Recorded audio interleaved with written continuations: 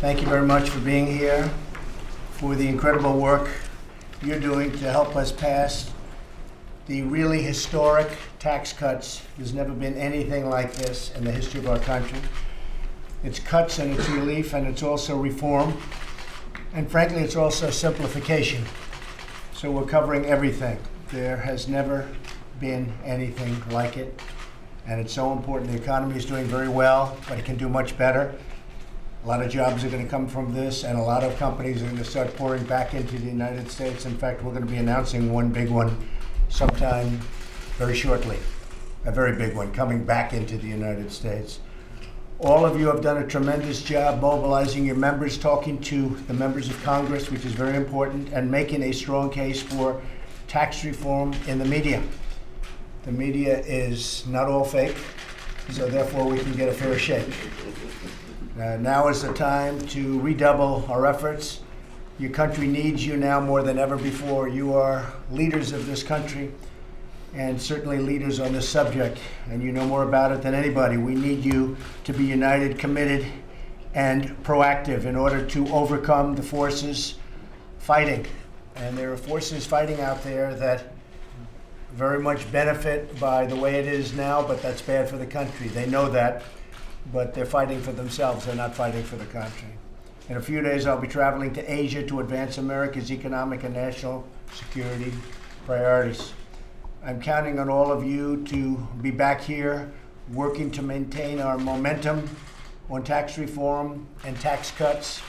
And that will be a short period of time. I'll be away for about 10 and a half days, and we'll get back very quickly. We're meeting in China, in South Korea, in Japan, we're going to Vietnam, we're going to the Philippines, which is a strategically important location where the previous administration was not exactly welcome, as you probably remember. The Democrats will say our tax bill is for the rich, but they know it's not, and what they will do is they don't even know the tax bill. The tax bill hasn't even been really put out yet. It will be over the next short period of time.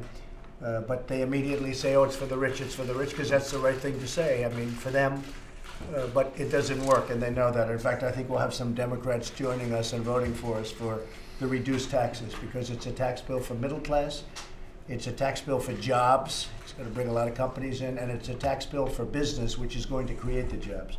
We're bringing it down from 35 down to 20.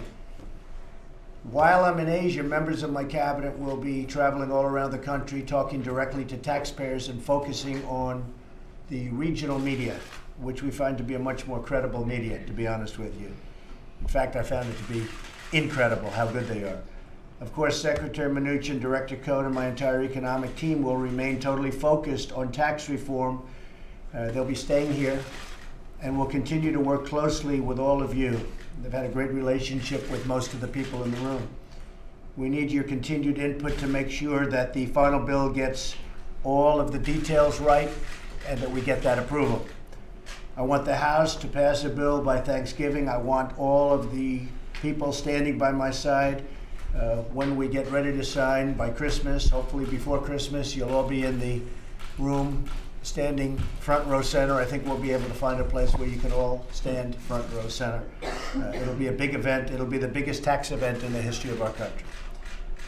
Thank you all for being here today. We have a couple of folks that I'd like to have say maybe a couple of words while we leave the media.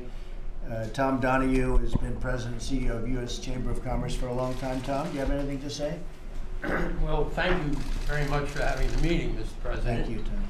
The business community has been waiting a long time for an administration and a president and a willing Congress to do what we haven't done for many decades. We think we were lucky to arrange a budget, so we're going to have a better opportunity in the Senate. I think you're right. There are some members of the Democratic legislature that will come around on some of this, particularly if the numbers are as promised. And you hit it right on the head. We've got to work on it. We're going to have some differences amongst the business community on what should be the takeaways in the ads. But we just have to work on that, and I think you're I think your planning is really quite good. Off to Asia and everybody else get it worked out, and then come back and we'll see what Come back and let's see what we have. Thank you very much. Well, I appreciate it very much. And what you said is important. We did get the budget passed, and as you know, that was a big event because that doesn't often happen. And we got it fairly easily passed. I think we had a couple of extra votes if we needed them, and more than a couple of votes if we needed them. There's great spirit for this. The Republicans have a tremendous spirit. We'll have no Democrat support. We may have on the tax cuts because I think it's going to be very hard for 5 or 6 of them to run successfully saying they want to raise taxes. Look, the Democrats want to raise taxes and really create obstruction, and the Republicans want to lower taxes, and we want to get rid of regulations. I've gotten rid of more regulations in the first 9 months than any president has for their term in office. That's a big statement, but we've really just begun. I would say we have at least another 50% that we want to do. So that's going to be fantastic. In some cases, it's statutory where you have to give a notice, and then you have to give another notice, and you have to wait 90 days. But we've gone along that statutory process, and I will tell you, Tom, you're going to see a lot of additional relief from these horrible regulations that have been killing our country. They've literally been killing. As you noticed, GDP was just announced, and shockingly to a lot of people, despite the hurricanes, which possibly could be considered to be 1 point, we were at 3. And we were at 3.2 last quarter, but we were at 3. And to be at 3 with a 1 point, that would have meant we would have hit 4 or thereabouts. And those are numbers that have not been seen for many years. So we're doing well, and we'll continue to do well. The big thing is we have companies that really want to move back into the United States now because of regulation, because of what we're doing with taxes. And some big ones are going to be announcing very soon. Dirk, could I ask you to say a few words from the National Association of Wholesale Distributors? That would be great. First thing, Mr. President, thank you. Appreciate the opportunity to be here. A few of us in the room are old enough to remember being in this same room when President Reagan was working on tax reform. You and me. 2 of us. Right? You don't let that Tom was here. 30 years or so passed. The tax code doesn't resemble what was done in '86. Reform is long, long overdue. I represent an industry with very high effective tax rates. Frankly, they're tired of paying the other guy's taxes. Unstated, but I assume that the kind of price of admission for being here today is that you support the process going forward. Obviously, each of us have to see the details, and there may be one thing or another that we'd like to see different, but the broader perspective is that for the good of the economy, the good of the country, and frankly, I think the good of our members, you have to support the process going forward. You have our commitment to do precisely that. That's great. Thank you. Thank you. That's really great. I appreciate it. I think so important. You know, we talk tax cuts, which is really, to me, the very big thing, the tax cuts. We desperately need them, but so many other things are happening, including bringing $4 trillion back into the United States. And that money is going to be put to work in our country for our people, creating our jobs in factories and plants. I think the number could be higher than $4 trillion. It's been $2.5 trillion for so long. Everyone said $2.5 trillion, but it's gotten obviously a lot bigger. They just kept saying 2.5. I think the number is going to be well over $4 trillion.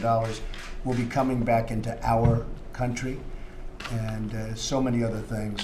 One of the other elements that are important, Karen, and you're going to say a few words next because I'm dying to hear what you have to say. But one of the things so important is simplification. Too complicated, and we're simplifying it greatly. And I want to thank all of my folks for being here and working on it. Gary, Steve, everybody. The process is complicated, but the end result will not be that complicated. It's going to be people are going to pay less tax by a lot. Companies are going to pay less tax by a lot. That's a big difference, and companies are going to start rebuilding, and they're going to stay here, and they're going to expand, and they're going to build new plants in this country. They won't be going to other countries like they have been for many, many decades. Karen, could you say a few words? Small Business Entrepreneurship Council. Sure. Well, thank you so much, Mr. President, for your support and leadership on this issue. This is really one of the most critical issues for small business, and they know if they get tax reform through, they're going to have more capital to put back into their businesses. They're going to invest more. They're going to provide higher wages, better benefits for their employees. You know, these business owners and entrepreneurs are also leaders at the community, back in their communities, and they do see the lack of dynamism, the lack of business dynamism, and they don't see new business creation in their communities, and that's a really serious problem in this country, the lack of entrepreneurship, weak entrepreneurship. According to our numbers, 3.2 million missing businesses in our country because of people not taking risks. Right. So we're very excited about tax reform in terms of the growth it will bring, the investment it will bring, making the U.S. a haven for capital again, because we need to get that edge back and need to encourage more people to start businesses, particularly millennials. Starting businesses again, which is going to add to our competitiveness. So, thank you. One of the things that we've been talking about and that we've seen, and there's never been anything like it, is the level of enthusiasm. The enthusiasm for business, for manufacturing. It's the highest level it's ever been, highest level since the charts started. And we have a tremendous level now of enthusiasm for business and for manufacturing, and nobody's ever seen anything like it. And of course, the stock market is at an all-time high, historic high. There's never been, it's going up, I think it was 54 times since I was elected. We've hit the record 54 times. And I notice it's up again a little bit today, so that's always good. But we're going to try and keep it going up. But we've created almost $5.5 trillion in stock market wealth. Think of that, $5.5 trillion since November 8th. So we're very honored by all of that, but a very big part of it will be tax cuts and tax reform, and we'll work on that together. Thank you all very much. Thank you. Thank you. Thank you very much. Mr. President, Thank you. you called George Papadopoulos an excellent guy. What is your reaction? Say it? Would you be open to? We're not looking for that, no. We're not looking for that. Hopefully not. You want to start? Some people have mentioned that, hopefully not. Are you gonna pardon Mr. Manafort? Thank you. Thank you. Mr. President, what's your reaction to George Papadopoulos' Thank you very guilty much. plea? Your reaction to the guilty